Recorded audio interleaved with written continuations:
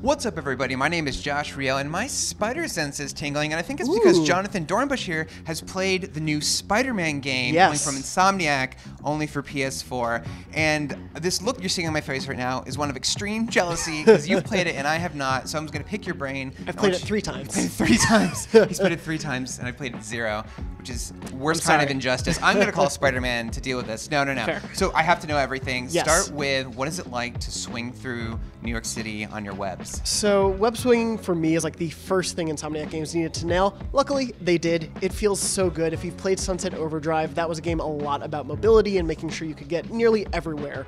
You could jump on every surface. Spider-Man can do that too, but of course, he's web-swinging, and it feels so wonderful. There's an amazing momentum as you're going building to building, going around corners in New York. It feels great.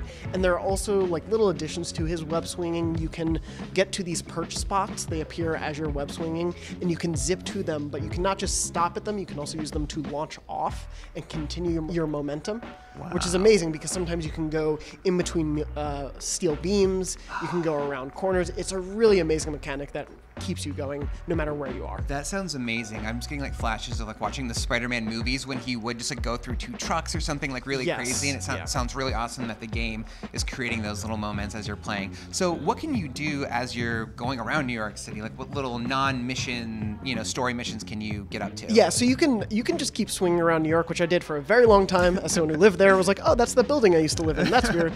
But so as you're going around, there are little backpack tokens you can collect, which you collect and add to your experience. There's a whole, it seems like a leveling system and a collection system. I didn't get to look really deep into because it wasn't available really in the demo, but there's those to collect. You can also do research with Harry, Harry Osborn. So you go to his research labs. There's one I did, you had to collect smog samples by swinging through them in the city. Okay. Which sounds silly, but then J. Jonah Jameson on his radio station basically makes fun of Spider-Man for looking into the smoke. And he's like, what's with the kids in the smoke these days? It's awful. It was really funny. So there are like cute nods to it even when you're doing silly side quests, which are a big part of older Spider-Man games.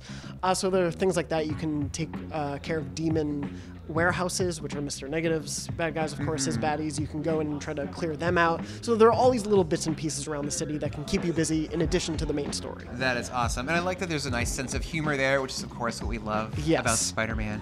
Okay, so what's the combat like? Combat is, a lot of people have compared it already, seeing it in video, to Batman Arkham, and it definitely feels that way, but it is so fluid and so agile in a way that obviously Batman is a much more hulking man.